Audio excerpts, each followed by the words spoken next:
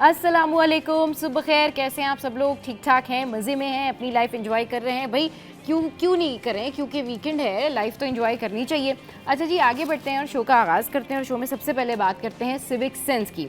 Civic sense यानी समाजी शऊर एक मुहज़्ज़म और मुनज़्ज़म मुआशरे की बुनियादी ज़रूरत है। ये इंसान में दूसरों के हुकूक का एहतराम, उसूलों की पाबंदी, नज़्म व ज़ब्त, सफाई, कानून की पासदारी और इज्तिमाई फलाह का एहसास पैदा करता है।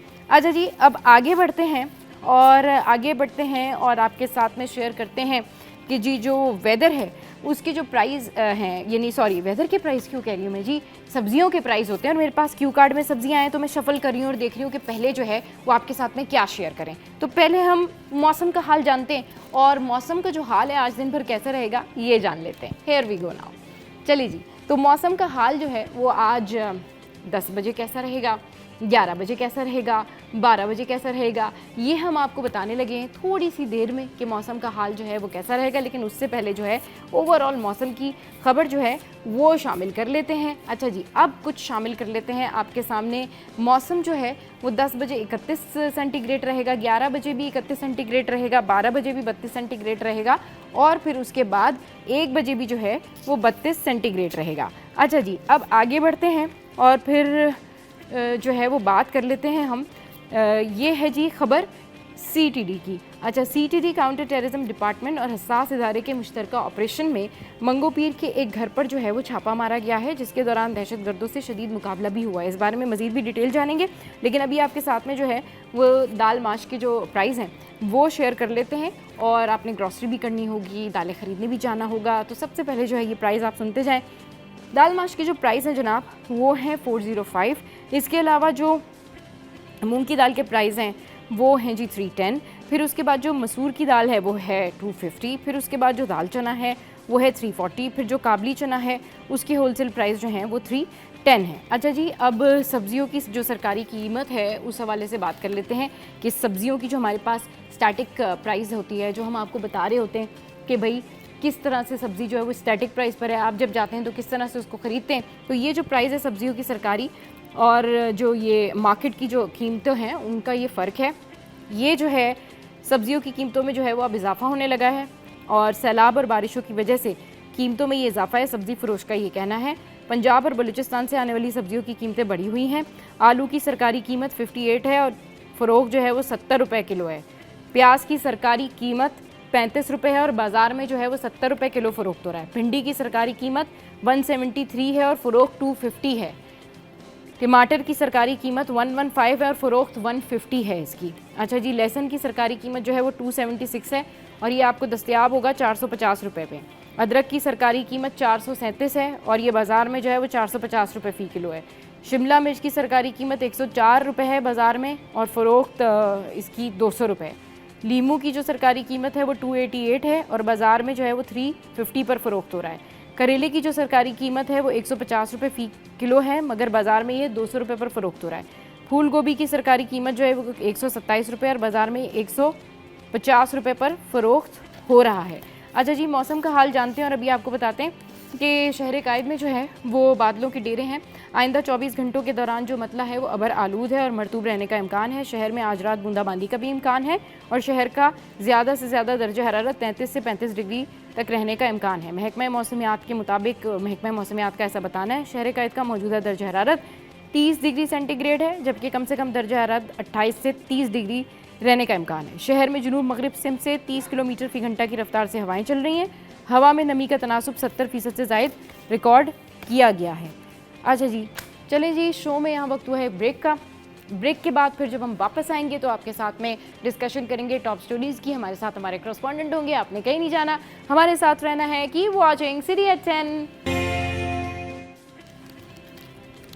Welcome back. तो जनाब, न्यूज़ सेशन में खुशामदीद। और इस वक्त जो है वो हमारे साथ मौजूद हैं ब्यूरो चीफ कराची अशरफ भाई। अशरफ भाई, वेलकम टू द शो। कैसे हैं आप? कैसी रही आपकी जर्नी? अच्छी रही? अस्सलाम वालेकुम।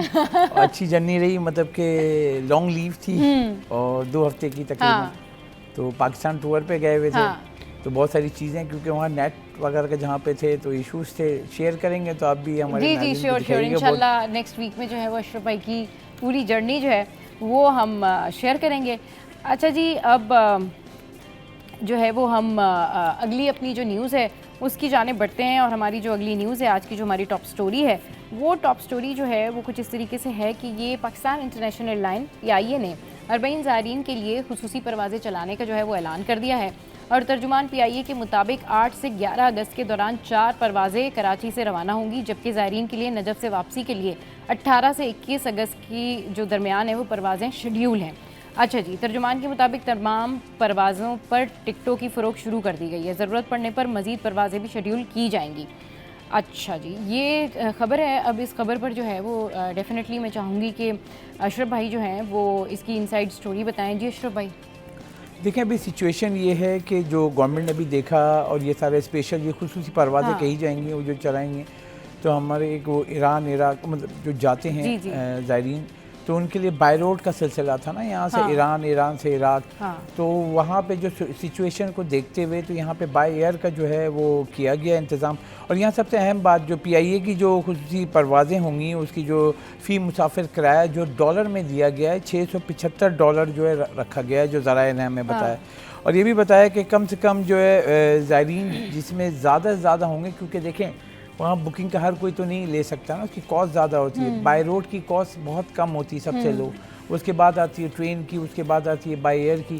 तो यह बाय एयर अगर देखा जाए तो उनकी तादाद ज़ायरीन की मेरे हिसाब से, क्योंकि उसकी कॉस्ट है, जैसे आप कराची से इस्लामाबाद जाते हैं तो इस वक्त किराया अगर 28,000 रुपये, वो ट्रेन से जाना वो करेगा, जिसकी मतलब कि वो नहीं है इस्तात, तो वो किसी ट्रेन से जाएगा। और उससे भी कम है तो सबसे लोएस्ट फेयर कौन सा होता है? बस का। अगर आप यहाँ से लाहौर जाते हैं तो बस का किराया जो 5-6 हज़ार रुपये आता है, लेकिन ट्रेन से जाएं वो 8-9 हज़ार रुपये आता है। फिर अगर आप बाय एयर जाएँ तो 25,000-24,000 आता है। इस्लामाबाद के इसी तरीके से अगर हम जाएँ यहाँ से ईरान, ईरान से इराक ज़ायरीन जो जाते हैं तो उनका बस की पूरी बस बुक होती है, फिर उसका पूरा जो है उसका परमिट होता है, वो लेने के बाद वो जाते हैं। तो सबसे लोअर कॉस्ट होता है, क्योंकि वो डिवाइड होता है फ़ी कस के हिसाब से। जैसे अब बस में 60 लोग हैं तो वो बस का पूरा किराया, वो खाना पीना, ये वो, तो एक उनका जो 2 नुमाइंदे होते हैं, जो टीम बनती है, वो टीम जो उन ज़ायरीन को जो है वफद के तौर पे लेके चलती है। जैसे हुज्जाज कराम जाते हैं तो उनको एक टीम जो है लीड कर रहा होता है, तो सारे खर्चे वर्चे वो करता है, फ़ी कस जो है वो डिवाइड हो जाता है। तो सबसे लोअर कॉस्ट होती है इनकी बाय रोड की। अब बाय रोड का सिलसिला ये है कि जो सिक्योरिटी हालात हैं उसको देखते हुए कोशिश ये की गई कि बाय एयर उनको वहाँ पहुँचाया जाए, जिसके लिए परवाज़ें पहले नहीं थी, अब खुसूसी परवाज़ें, यानी कि खुसूसी परवाज़ें होंगी जो लेके जाएंगी। अब यहाँ पे ये होगा जो जिनकी ख़रीदने की ताकत होगी वही बाय एयर जा सकेंगे ना, क्योंकि इसमें तो हर कोई लेवल का बंदा जाता है ना, मिडिल क्लास भी जाता है, गरीब लोग भी जाते हैं, क्योंकि बस का किराया बहुत कम होता है। अब यहाँ ये देखना ये है कि इन्होंने प्रोसेस तो कर लिया है, लेकिन इस वक्त जो प्रेशर आएगा वो सबसे ज़्यादा प्रेशर ज़ायरीन का ये आएगा, हमें बाय रोड जाने की इजाज़त दी जाए। जो इस वक्त कंसर्न गवर्नमेंट कर रही है कि वो जाना जो है सही नहीं है, जो हालात, जो सिचुएशन को देखते हुए, क्योंकि बॉर्डर टू बॉर्डर हमें क्रॉस करना होगा ना। पहले यहाँ पाकिस्तान से आप कोयटा, कोयटा से आप बलूचिस्तान के रास्ते जो है वो ईरान क्रॉस करेंगे, फिर आपको इराक। तो ये जो सिलसिला है तो सिक्योरिटी रीज़न की वजह से, सिक्योरिटी रीज़न की वजह से जो है वो ये सारी सूरत हाल है। अच्छा जी, अब कुछ बात कर लेते हैं हम कि सिंध हुकूमत पर उंगली उठाने से पहले फ़ारूक सत्तार जो हैं वो आईना देखें। नासिर हुसैन शाह साहब ने जो है ये बयान जारी किया है। सूबाई वज़ीर सैयद नासिर हुसैन शाह जो हैं उन्होंने मुत्तहिदा कौमी मूवमेंट MQM पाकिस्तान के जो रहनुमा हैं फ़ारूक सत्तार, उनकी जानिब से कराची में स्ट्रीट क्राइम्स की बढ़ती वारदातों पर सिंध हुकूमत पर जो उन्होंने तनकीद की थी उसका जवाब दे दिया है। जी अशरफ भाई, what's going on between them, ये क्या चल रही है लफ्ज़ी गोलाबारी एंड ऑल दैट? जी देखें, जब भी रही सिंध गवर्नमेंट के साथ MQM का मतलब साथ चलना मुश्किल ही होता है। अब वो फ़ारूक सत्तार साहब कोई गोलाबारी करते हैं तो जैसे नासिर हुसैन शाह, शरजील मेमन साहब सीनियर मिनिस्टर हैं, तो उनकी तरफ से भी रिस्पॉन्स आता है। मगर ये देखें कंसर्न के यहाँ पे जब वो कहते हैं ना, तो ये पीपल्स पार्टी वाले भी ठीक कहते हैं कि भाई आप भी तो 20 साल तक रहे। MQM का मेयर था, MQM की चीज़ें थी, वो वही मेयर था जो कहता था कि मेरे पास पावर नहीं है। अब वही मेयर पीपल्स पार्टी का बैठा हुआ है, वो आप देखें काम हो रहे हैं, स्लो है लेकिन देखें इतनी बिगाड़ है, वो स्लो ठीक होगी। क्योंकि मेयर कराची जो मुर्तज़ा वहाब हैं, उनका कंपेयर करें पिछले मेयर के वसीम अख्तर साहब से, तो वसीम अख्तर तो काटी में आए, फेडरेशन हाउस आए, कराची चैम्बर है, एक ही रोना रोते थे।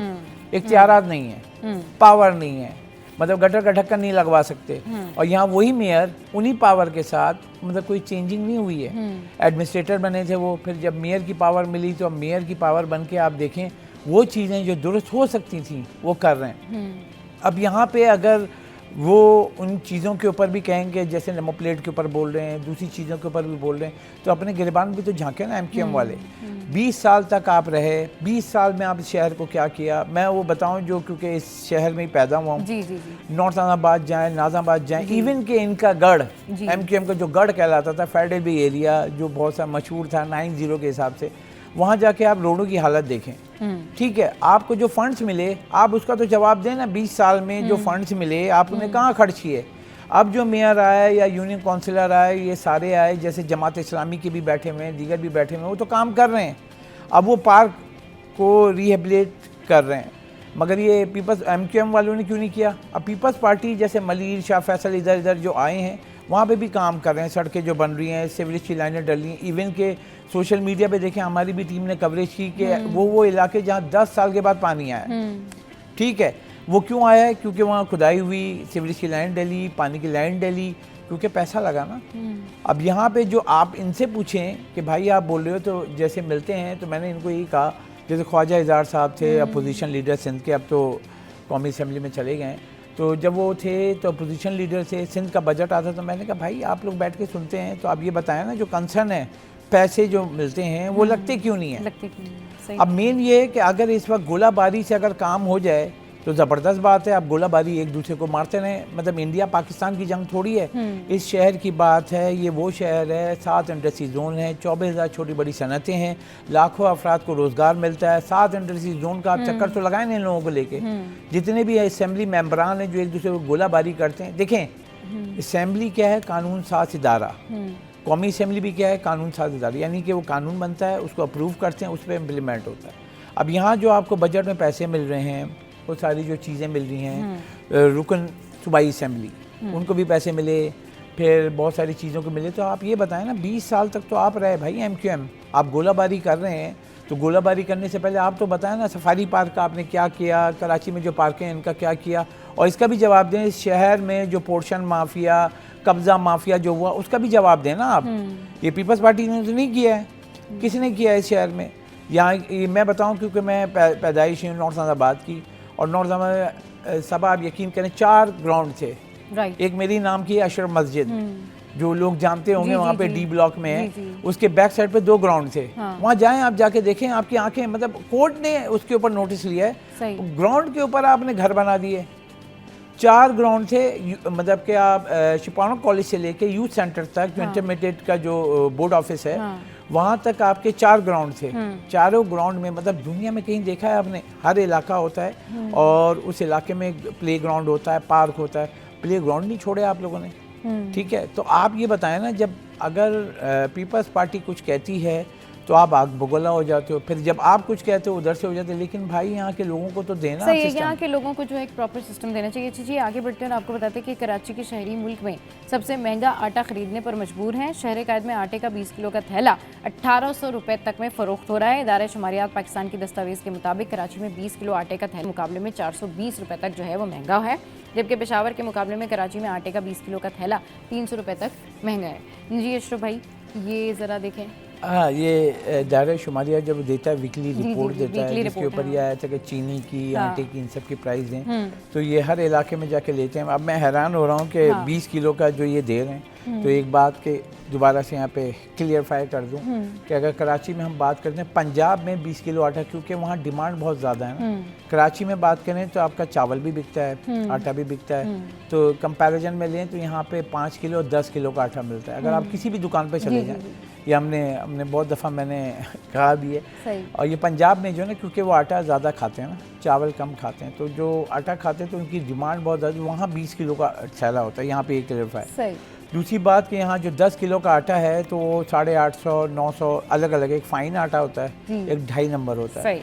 अब फ्लो मिल से जो आता है प्राइस, क्योंकि इस वक्त देखें कि शॉर्टफॉल जो होता है ना जी, उसमें ये होता है कि आप आटा ला के आप रख के कितना 6 महीने थोड़ी रख सकते, कीड़ा लग जाता है उसमें। अब जो ये प्राइसिंग इन्होंने ली है 20 किलो का जो उठा के दिया है, तो इसमें अगर हम देखें कि इस वक्त गंदम की कीमत नीचे है, 100 रुपए से नीचे है। सपोर्ट प्राइस जो गवर्नमेंट ने रखी थी 100 रुपए रखी थी, उससे भी नीचे। अगर हम 80 रुपए भी लेते हैं गंदम की, तो 80 रुपए वो 20 रुपए जो है अगर आपकी पिसाई लेते हैं तो 100 रुपए किलो आटा है, 10 किलो कितने का हो गया, 1000 रुपए का। सही। तो अब ये है कि उसमें 2.5 नंबर भी होता है, फाइन भी होता है। अब आप कौन सा फाइन जो होता है वो लेते हैं ना, ये नान वाली रोटी, वाइट वाला जो होता है, और घर वाला जो आटा होता है वो 2.5 नंबर होता है ना, लाल आटा जिसे बोलते हैं। तो अब ये अगर हम प्राइसिंग की देखें प्राइस तो बढ़ रही है क्योंकि कॉस्ट बढ़े, आवाम परेशान है, और बात वो ये कि तो आ रही है ना, तो मतलब कि अगर आप देखें बिजली की प्राइस के दावे किए गए, उसकी जो कॉस्ट है, फिर उसके बाद उसकी जो आपकी अद्वियात की कीमत है वो बढ़ गई, फिर जो काश्तकार है वो जो आप खाद यूज़ कर रहा है उसकी प्राइस बढ़ गई, तो उसकी कॉस्ट बढ़ी है। तो जब वो मार्केट में आ रहा है, साथ में सबसे इम्पोर्टेंट गवर्नमेंट ने मतलब 2 बार हर 15-15 दिन बाद डीजल की प्राइस देखें कहाँ पहुँचा दी, ठीक है। अब वो पर लीटर की बात करें तो 15 रुपये की कॉस्ट आ गई। इट विल कॉस्ट, क्योंकि जब वो आप गंदम लेकर आते हैं मार्केट में, वो पहुंचाते हैं, या आटा उसके बाद बनता है फ्लोर मिल से, और जो आटा जाता है, एग्जांपल आपकी दुकान है, आपकी है एग्जांपल लेट सपोज कि आपकी कोरंगी में दुकान है, अब मैं फ्लोर मिल से आटा मंगाता हूँ, लोड होता है, वो आके क्या करता है अलग अलग दुकानों पे सप्लाई करता है, तो उसकी कॉस्ट होती है, वो आटे में ऐड होती है। फिर मजदूर उठाता है, 2 रुपये 2.5 रुपये वो लेता है, और फिर उसके बाद जो इसकी किराया लगता है, क्योंकि आप डीजल की प्राइस जब बढ़ाएंगे ना तो ट्रांसपोर्ट की कॉस्ट बढ़ती है, ट्रांसपोर्ट की कॉस्ट बढ़ती है तो प्रोडक्ट कॉस्ट बढ़ती है। तो ये है इशू।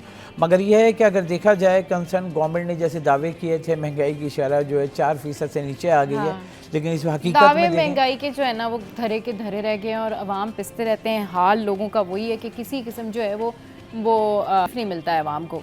अच्छा जी, शो में यहाँ वक्त हुआ एक ब्रेक का, ब्रेक के बाद वापस आएंगे तो फिर एक और टॉप स्टोरी डिस्कस करेंगे।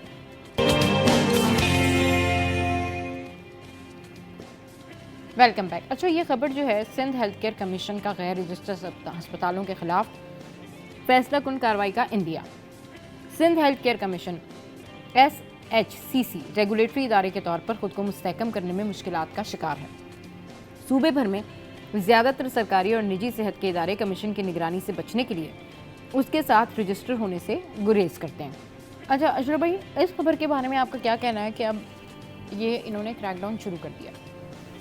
जी देखिए ना, जो सरकारी अस्पताल हैं वहाँ पे बहुत सारे इश्यूज़ हैं ना, उसके लिए एक आपका अथॉरिटी बनी हुई है। तो वो मैं वही उसको चेक कर रहा था यहाँ पे कि उन्होंने कहा है कि 2018 से 2024 की रजिस्ट्रेशन और लाइसेंसिंग के अदद-ओ-शुमार से जाहिर होता है कि अब तक सिर्फ 3 सरकारी अस्पतालों ने बाकायदा लाइसेंस हासिल किया हुआ है। अब आप ये देखें कि वो सर्विसेज के हेल्थ कमीशन है वो बैठा है कि जो रजिस्टर्ड और अस्पताल उसमें से जो हैं 2018 से 2024 के दरमियान जो है रजिस्ट्रेशन और लाइसेंसिंग के अदद-ओ-शुमार जो बताएं हैरान कुन, सिर्फ 3 सरकारी अस्पतालों ने बाकायदा लाइसेंस हासिल किया हुआ। तो अब ये कंसर्न ये है, लाइसेंस क्या होता है कि अगर आप जाएंगे ना तो उसको पूरा उसको सर्विसेज मिलती हैं ना, क्या ये रजिस्टर्ड है, ये डॉक्टर जो हैं वो ऑफिशियल डॉक्टर हैं, क्योंकि यहाँ पे आपको पता है बहुत सारे जो हैं वो क्या बोलते हैं उसको, होम्योपैथिक के भी वो कंपाउंडर भी होता है, वो भी डॉक्टर बन के बैठे होते हैं। हाँ। तो इसमें और सबसे बड़ी बात कि अगर हम यहाँ पे देखें, हम यहाँ पे कि जो हम केमिस्ट के पास जाते हैं दवा लेने, तो उससे खुद बोलते हैं हम कि भाई ये मैं दर्द हो रहा है कान में, दांत में, आँख में, तो उसकी कोई दवा दे दो। तो ऐसा कहीं नहीं होता है। मतलब जैसे मैंने पहले बार, मेरी बहन डॉक्टर है, वो बाहर है, आप यकीन करें कि अगर जब तक आप डॉक्टर को नहीं दिखाएंगे, डॉक्टर और प्रिस्क्रिप्शन जो है वो केमिस्ट को सेंड करता है। हाँ। वहीं से बैठ के, जब तक वो केमिस्ट के पास नहीं जाएगा, वो आपकी प्रोफाइल में वो नहीं आएगा, वो दवा नहीं मिलती है। यहाँ पे तो हम खुद से कोई भी नींद की दवा चाहिए हो, वॉल्यूम 5 जो है सबसे खतरनाक है। हाँ, अगर आप एक पत्ता खा लें तो दोबारा उठेंगे भी नहीं। हाँ। तो ये जो चक्कर है, लाइसेंसिंग बहुत ज़रूरी है। और जो ये तमाम जो ये अब अथॉरिटी बैठी है, और आप हैरान कुन बात ये 2018 से 2024 की जो इन्होंने जो चेक किया है, हाँ। उसमें 3 सरकारी अस्पताल जो हैं प्रॉपर रजिस्टर्ड हुए हैं। तो ये क्वेश्चन मार्क किसके ऊपर है? सही, आप अब बैठ रहे हैं और 2018 से 2024 के दौरान तहकीकात करके बता रहे हैं कि भाई सिर्फ 3 ने जो है लाइसेंस लिया है, तो हाँ, बाकी अब मेन ये है कि उसके अलावा भी ये तो सरकारी अस्पताल है ना, हम अगर प्राइवेट पे जाएं, फिर प्राइवेट पे तो आप सवाल नहीं उठा सकते हैं। मैं अभी जब गया हुआ था टूर पे, बेटी की तबीयत ख़राब हुई थी, बुखार हुआ था, डॉक्टर को दिखाने गया, तो यकीन करें वहाँ जाके बोर्ड लगा हुआ है ना, आप यहाँ वीडियो नहीं बना सकते, और यहाँ पे जो अगर वो करेंगे तो आपको 6 महीने की सज़ा है, आपको जेल भेज दिया जाएगा। भाई हाँ, अगर वहाँ हाँ। पे अगर आप वो इतनी सख्ती कर रहे हो तो यहाँ पे भी करें ना। अब यहाँ पे जो अस्पताल हैं, कराची एक गुंजान आबादी, हम कराची की बात करें, 7 अजला हैं। हाँ। 7 अजला में अगर आप जाके जांच करें तो ये मतलब 6 महीने भी लगाएंगे ना, तब भी पूरे 7 अजला के कितने अस्पताल में उसके चक्कर नहीं लगा सकते। सही। और इवन के कराची में कितने अस्पतालों की हम खबरें देते हैं, सरकारी अस्पताल की तो हम देते हैं कि वहाँ ये मसला हो गया, वहाँ लाइट नहीं है, यहाँ फैन नहीं चल रहा है, वहाँ गंदगी है। प्राइवेट हॉस्पिटल में क्यों नहीं देते हैं? वो इसलिए कंसर्न कि वहाँ पे उन्होंने बोर्ड लगाया हुआ है कि वहाँ पे जाके कोई वीडियो बनाएगा या वो करेगा तो हरासगी में आएगा, हरासा करने पे आपको जेल हो सकती है, और वो कुछ भी करें।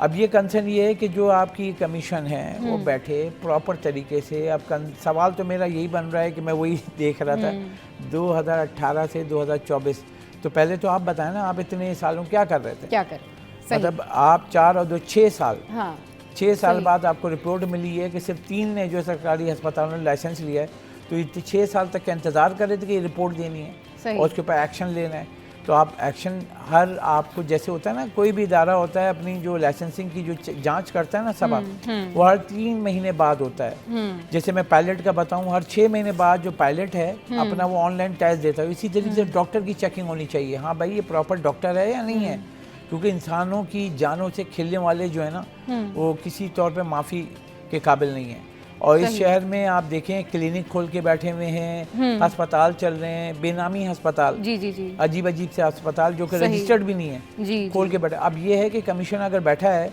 माशाल्लाह, चलो काम कर रहे हैं, तो ये पूरे इलाके की जो है रिपोर्ट दें, मीडिया को दें, हाँ। और बताएं कि भाई ये जाली अस्पताल है, ये जाली डॉक्टर हैं। देखें आप खिदमत कर रहे हैं ना, हाँ। आप कमीशन है, अथॉरिटी है, तो आप ये बताएं आके मीडिया को, एक को खुद दें ये भी रिपोर्ट 7 अजला में, हर अजला में इतने अस्पताल हैं, ये जेन्युइन है, ये फेक है, क्योंकि हमें कैसे पता चलेगा ना, तो आप ही दोगे ना, हमें भी कोई डॉक्यूमेंट चाहिए, हम आवाम में थोड़ी बोल सकते हैं कि वो। तो ये अगर काम कर रहे हैं तो मेरा एक मशवरा है कि आप ये तमाम जो सरकारी अस्पतालों की एक लिस्ट जारी करें, आप कमीशन है, साथ ही प्राइवेट हॉस्पिटल जितने भी हैं उनकी भी फहरिस्त जारी करें, ताकि लोगों को, आवाम को पता चले ये ओरिजिनल जो अस्पताल है और वो जाली अस्पताल है। हाँ सही, बिल्कुल बिल्कुल सही कह रहे हैं। अच्छा जी, आगे बढ़ते हैं और ख़बर शामिल करते हैं। कुछ इस तरीके से है खबर कि सिंध हाई कोर्ट में जो है वो अब अहम केसेस की समाअत होगी। आइनी और रेगुलर बेंच के रूबरू मुख्तलिफ केसेस की ये समाअत है। लापता अफराद, गैर कानूनी तामीरात, तजावुज़ात, दरख्वास्त ज़मानत पर जो है वो समाअत है, और सिंध टैक्स और सेल टैक्स से मुतालिक दरखास्तों पर समाअत होगी। दरखास्तों पर समाअत जस्टिस फैसल कमाल की सरबराही में 2 रुकनी बेंच करेंगे, जबकि मंशियात मुकदमात में मुल्जिमान की दरखास्त ज़मानत पर समाअत होगी।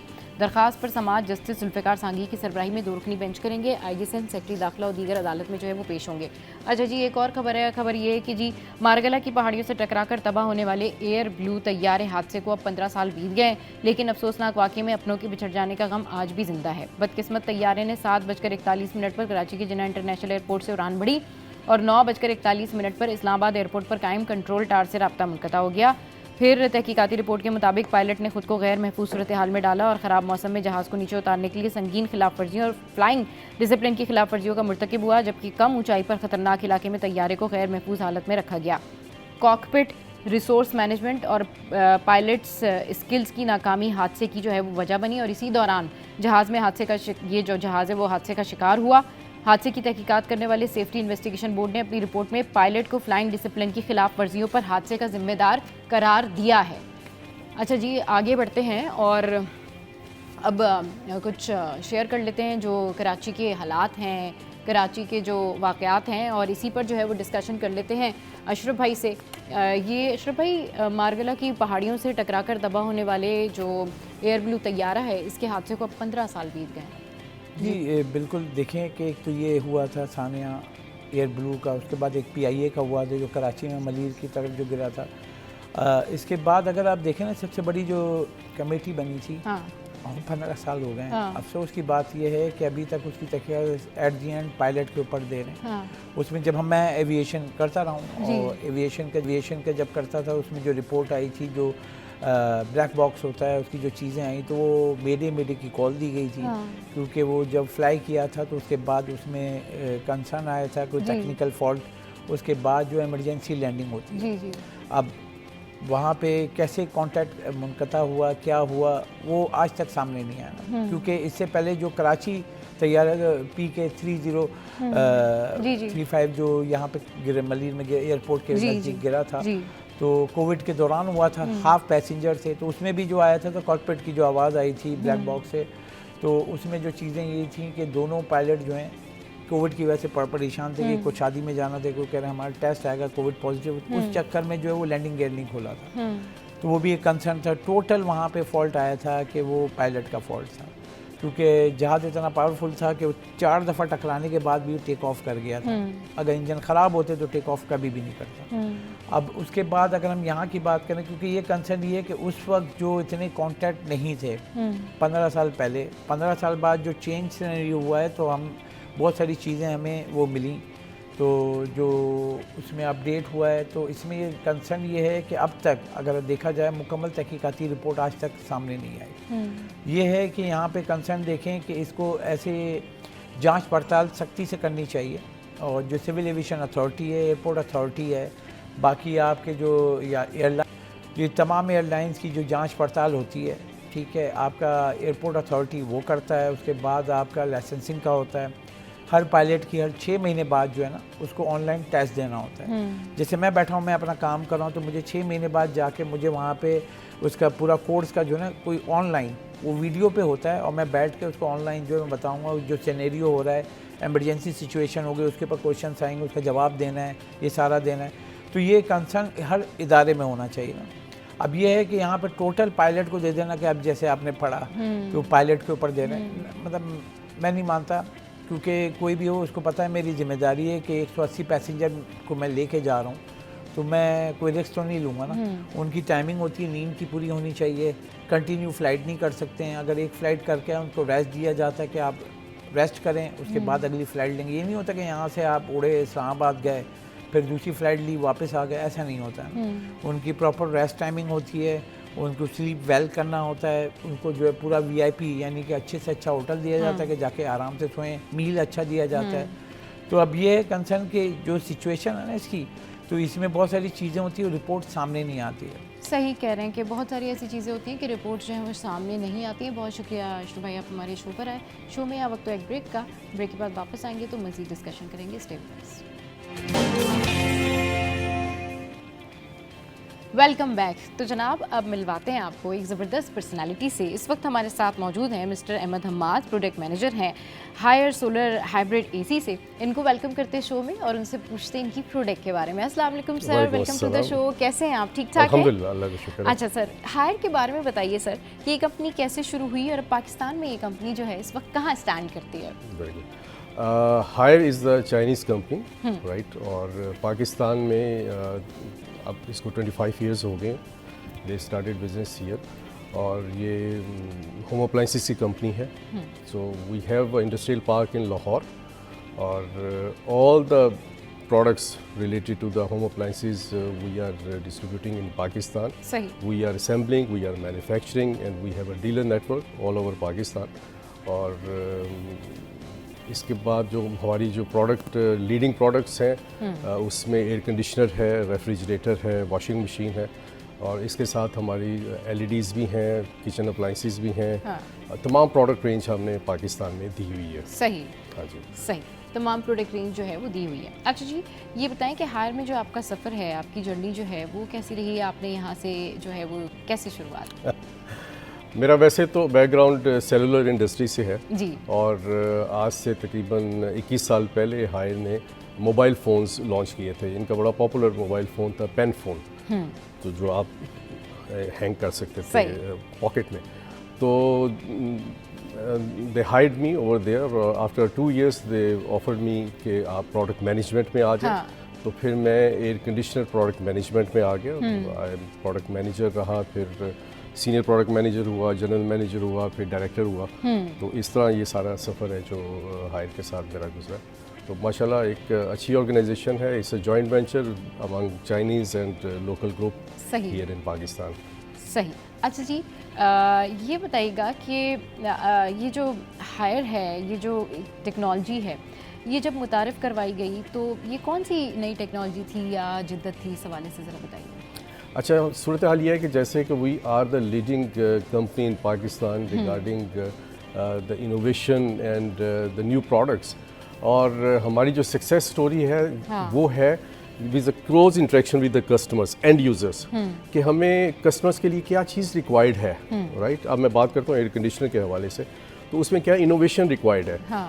पाकिस्तान में जो मसला था पहले, तो बिजली जो थी वो डिमांड पूरी नहीं हो रही थी, और बिजली कम थी और वोल्टेज बहुत कम आते थे, तो हमने मुतारिफ कराए low voltage startup compressors, right. उसके बाद क्या हुआ कि बिजली अवेलेबल नहीं थी, और फिर हमने यूपीएस इनेबल्ड एयर कंडीशनर दिए।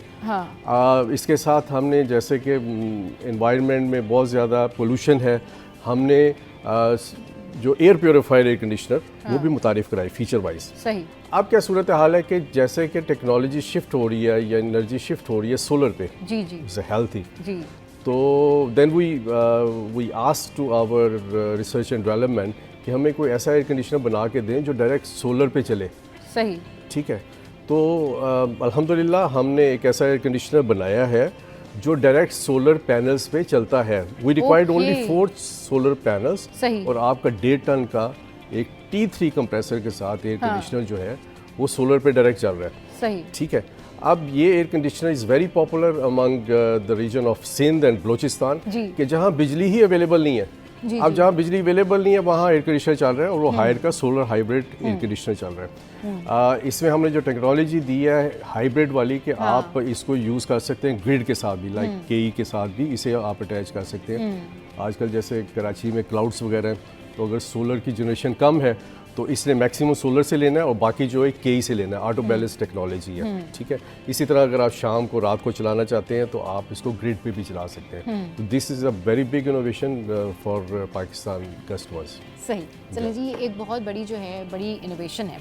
अच्छा जी, ये बताइए सर कि क्या वाकई आपका जो सोलर हाइब्रिड एसी है ये सिर्फ 4 पैनल्स पर चलता है, या इसके लिए इन्वर्टर्स की भी ज़रूरत होती है या नहीं होती? अच्छा, ये एयर कंडीशनर काफ़ी लोग कहते हैं कि यार इसके साथ तो जैसे सोलर पैनल्स आप लगाते हैं तो इन्वर्टर की ज़रूरत पड़ती है। There is no need of any inverter, there is no need of any battery, directly solar panels पर चलना है। ठीक है, 4 पैनल्स इसकी रिक्वायरमेंट है, आप इसको यूज़ करें। अगर आप इसमें ऐड भी करना चाहते हैं आप 6 पैनल्स तक जा सकते हैं, तो इसकी एफिशिएंसी और बढ़ जाती है। ठीक है, लेकिन जो रिक्वायर्ड है दैट्स अ 4 सोलर पैनल्स जो 585 या 600 के आप लगा सकते हैं। सही जी, उसके तब तक लगा सकते हैं। हाँ, अच्छा, ये बताइएगा सर कि क्या ये मॉडल पाकिस्तान के तमाम शहरों में दस्तयाब है? जी, हमारा जो नेटवर्क है माशाल्लाह फ्रॉम मेहरान से लेके और खैबर तक, ठीक है, जी जी, तो हमारा जो नेटवर्क है पूरे पाकिस्तान में है। हमारी मोर देन 16 ब्रांचेस हैं। अच्छा। और डीलर नेटवर्क भी अवेलेबल है, that is more than 1500 availability है जी। और अब भी आके हमने लास्ट ईयर सॉफ्ट लॉन्च किया था, लेकिन अब आके इसको हमने और अपग्रेड किया है सोलर एयर कंडीशनर को, और it is available all over Pakistan, easily available है। और हम क्या कर रहे हैं कि हम इस एयर कंडीशनर की इंस्टॉलेशन भी फ्री दे रहे हैं कस्टमर्स को। अच्छा, ठीक है, कोई हेडेक नथिंग फॉर दैट। सही। आपने एयर कंडीशनर खरीदना है, just a call to the Haier company और हमारा नुमाइंदा आके उसे इंस्टॉल करके ऑपरेट करके जाएगा। अच्छा सर, क्या आप इस टेक्नोलॉजी को दूसरे जो एसी साइजेस हैं उसमें भी अब मुतारिफ कर रहे हैं? जी, जैसे मैंने बताया कि अभी हम 1.5 टन के साथ आए हैं जी। हीट एंड कूल है जी, T3 कंप्रेसर है जी, हाइब्रिड है जी। ठीक है। अब आगे हम इंशाल्लाह अगले साल इसे 2 टन की कैपेसिटी में ला रहे हैं। अच्छा। जो वॉल माउंटेड भी होगा और कैबिनेट भी होगा। सही। और अभी क्योंकि कराची में बहुत ज़्यादा डिमांड है 1 टन की भी, लेकिन इस पर भी टाइम लगेगा क्योंकि ये एक नई चीज़ है, उसको काफ़ी हमें इसकी डेवलपमेंट के लिए करना पड़ता है। सही। तो वो भी इंशाल्लाह आएगा। सही। अच्छा, ये बताइएगा सर, क्या ये एसी वाकई 0 बिजली का बिल देता है? ये बड़ा आम क्वेश्चन हाँ जी। है। अब जैसे कि मैंने बताया कि ये डायरेक्ट सोलर पैनल्स पे चल रहा है। सही। ठीक है, आपको किसी किस्म की इन्वर्टर या इवन ग्रिड या केई लगाने की ज़रूरत ही नहीं है। अच्छा। जब आपने लगाना ही नहीं है, फॉर एग्जांपल इस कमरे में हम बैठे हुए हैं, जी। आप यहाँ एयर कंडीशनर लगा दें, उसको आपने ग्रिड केई के साथ अटैच ही नहीं करना। हाँ। और आपने सोलर पैनल्स के साथ इसे चलाना है, तो बिल कहाँ से आना है? बिल तो ज़ीरो है। बिल्कुल सही कह रहे हैं। हाँ, बिल्कुल। तो अगर आप अटैच करेंगे केई और वापडाउस के साथ, तो फिर ऑब्वियसली बिल आएगा, लेकिन कम आएगा क्योंकि उसने मैक्सिमम सोलर से लेना है। सोलर से। तो इट डिपेंड्स अपॉन यू। हमारे काफ़ी कस्टमर्स हैं, I think so it's more than 80% जिन्होंने ग्रिड अटैच ही नहीं किया हुआ। अच्छा। राइट। उसकी क्या रीज़न है? रीज़न ये है कि मतलब बिजली महंगी है ना। हाँ। अब आप घर में लगाएं इसको एयर कंडीशनर को, हाँ, आप अपना जो आपका लिविंग रूम है, टीवी लाउंज है, जी। उस पे लगा लें। सही। इस पे टाइमर है, इट स्टार्ट एट द 7 तो अर्ली मॉर्निंग। फिर ठीक रहती है? ठीक रहती है। अच्छा। इट स्टार्ट एट द 7 क्योंकि ये अर्ली भी मॉर्निंग। लोगों को टेंशन होता होगा ना कि पता नहीं उसकी वो एफिशिएंसी नहीं। अच्छा, और टिल 6 o'clock ऑटोमेटिकली टाइमर पे इसने चलना है। हाँ, अब एफिशिएंसी का क्या होता है कि सुबह क्योंकि सूरज कम होता है, जी ठीक है, उसकी एफिशिएंसी कम होती है ऑब्वियसली। हाँ। तो फिर ये 10:30, 11, 12 बजे ये फुल स्विंग पे आ जाता है। हाँ। तो ये 3 बजे तक तो अच्छा चलता है। और धूप में लोगों को ज़्यादा ज़रूरत भी होती है। हाँ, वो टेम्परेचर आपका मेंटेन हो जाता है, इट्स वेरी कंफर्टेबल। आपकी ह्यूमिडिटी जो है वो कमरे में खत्म हो जाती है। You are enjoying a very good. That sounds great. Yes. अच्छा सर, ये बताइए इसकी जो वारंटी है वो क्या है और किस तरह से इसका जो है वो कितने टाइम तक की वारंटी होती है? अच्छा, वारंटी कवरेज इसमें अच्छी है। हम 10 साल की कंप्रेसर की वारंटी दे रहे हैं और 5 साल की ऑल पार्ट्स की है। All parts means including of its coil, जो आप कहते हैं, जो इसका कंप्रेसर इसका जो इनर और आउटर का जो कंडेंसर है, हाँ, और इवेपोरेटर है, उसकी 5 साल की वारंटी है। इसकी पीसीबी की 5 साल की वारंटी है। तो एक जो हेडेक है कस्टमर की, वो हमने फ्री कर दिया कि आप इसे सुकून के साथ यूज़ करें। ठीक है, 10 साल कंप्रेसर की वारंटी है। ठीक है, और इसकी जो क्लेम है ऑल ओवर पाकिस्तान है। आप पाकिस्तान के किसी भी कोने में हो जहाँ आपने इंस्टॉल किया हुआ, there is no problem, availability of everything is available. सही। अच्छा, ये बताएं कि ये जो एसी है ये कैसे खरीद सकते हैं हम? जैसे मैंने बताया कि it's available all over Pakistan. सही। तो हमारे डेजिग्नेटेड हाई स्टोर्स भी हैं जो एक्सक्लूसिव स्टोर्स हैं। उसके अलावा जो मल्टी ब्रांड स्टोर्स हैं जो हमारे डीलर नेटवर्क है, वहाँ से भी आप ले सकते हैं। उसके अलावा हायर मॉल है हमारा जो ऑनलाइन है, उसे भी आप ले सकते हैं। तो इस अवेलेबल एवरीवेयर। वैसे रहता शॉर्ट है। हाँ। तो आप ज़रा ज़हन में रखिएगा कि हो सकता है कि आज प्लान करें तो आज ना मिले, कुछ हफ्ते 10 दिन तक है माशाल्लाह के बहुत तादाद में लोग लेते हैं। सही। अच्छा, यूजुअली मज़ीद आप अपनी प्रोडक्ट के बारे में और क्या कुछ बता सकते हैं जो लोगों को मज़ीद डिफरेंट भी लगे और अट्रैक्ट भी करे, क्योंकि हायर की जो प्रोडक्ट है वो वैसी बड़ी ज़बरदस्त होती है। अच्छा, मैं थोड़े से टिप्स देना चाहता हूँ कस्टमर्स को। हाँ। कि आप एयर कंडीशनर यूज़ करते हैं तो आप इसको जो टेम्परेचर जो गवर्नमेंट भी कहती है और हम भी कहते हैं कि 26 पे सेट करें। ठीक है, 26 टेम्परेचर जो बड़ा कंफर्टेबल टेम्परेचर है सर्दियों में भी और गर्मियों में भी, क्योंकि हमारे जो एयर कंडीशनर है हीट एंड कूल है। ठीक है, ये आपने ध्यान रखना है कि आपको ज़्यादा इतनी भी ठंडा ना कर लें कि आपको ऊपर कुछ ब्लैंकेट लेना पड़े या कुछ हो। It's comfortable, it's good for your babies and good for your Elder people.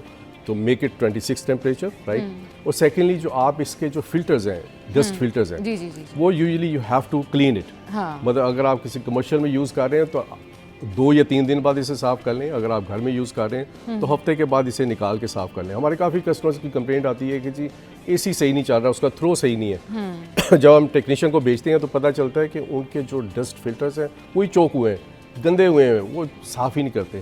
तो आई एडवाइस कि आप इसको घरों में वीकली इसको वॉश करें, साफ़ करें और लगाएं। उसके अलावा हमारा एयर कंडीशनर में सेल्फ क्लीन का एक फीचर है, बटन लगा होता है। सही। वो आपने आफ्टर 15 डेज एक दफ़ा प्रेस करें। वो प्रोसेस है कि जो आपका वेपरेटर है उसके ऊपर डेंस फ्रॉस्ट जम जाती है, बर्फ़ जम जाती है और वो मेल्ट होती है, तो आपकी सारी सफाई उसकी हो जाती है। सही। ठीक है, फ्रेश हो जाता है। फ्रेश हो जाता तो जो आप 6 महीने या साल बाद टेक्नीशियन को बुलाते हैं कि आप भी सर्विस करो, उसकी ज़रूरत ही नहीं है। That's great. यस। ठीक है, तो वो एक फ्री आपको एक ऑप्शन हम दे रहे हैं। सही। तो इस चीज़ का ध्यान कस्टमर करें तो मेरा ख्याल है कि अच्छी एफिशिएंसी के साथ एयर कंडीशनर चल सकते हैं। सही। चलिए जी, बहुत शुक्रिया मिस्टर अहमद साहब जो आप हमारे शो पर आए। शो में यहाँ वक्त हुआ एक ब्रेक का। लाइन्स ब्रेक के बाद वापस आएंगे और करेंगे ढेर सारी बातें। हमारे साथ रहिए। अच्छा जी, हमारे साथ हैं जी HOD इलेक्ट्रॉनिक्स और ये सरबराह है शोबा इलेक्ट्रॉनिक्स से, और उनके साथ जो स्टूडेंट हैं वो है मोहम्मद उज़ैर खान और उनके साथ जो हैं वो हसनात अकरम मौजूद हैं। अच्छा जी, अस्सलाम वालेकुम साकिब सर, कैसे हैं आप? ठीक ठाक हैं? अल्हम्दुलिल्लाह। सर, ज़बरदस्त जो है वो परफॉर्मेंस दी है स्टूडेंट्स ने और ज़बरदस्त जो है वो काम किया है। ये बताएं सबसे पहले कि ये आइडिया कैसे जनरेट हुआ और इतना इनोवेटिव आइडिया और इतना क्रिएटिव आइडिया जो है वो कैसे आप लोगों ने सोचा कि we are going to present this? Basically Aligarh institute and technology में हर साल कोर्सेज पढ़ाए जाते हैं। हाँ। लेकिन जब ईयर का अख्ताम हो रहा होता है तो हम स्टूडेंट्स को टास्क देते हैं कि पाकिस्तान में जो प्रॉब्लम्स हैं हाँ। उनसे रिलेटेड कोई डिवाइस बनाई जाए।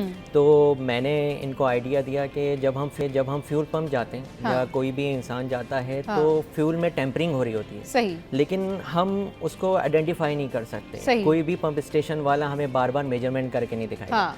तो मैंने इनको सजेशन दिया, तो फिर इन्होंने एक डिवाइस बनाई जो आप अपने फ्यूल टैंक के साथ अटैच कर दें। जितना भी फ्यूल आपके टैंक में जाता रहेगा वो आपको ऐप के थ्रू पता चलता रहेगा। आप आइडेंटिफाई कर सकते हैं कि जो है ना आपके टैंक में कितना फ्यूल गया विद प्राइस।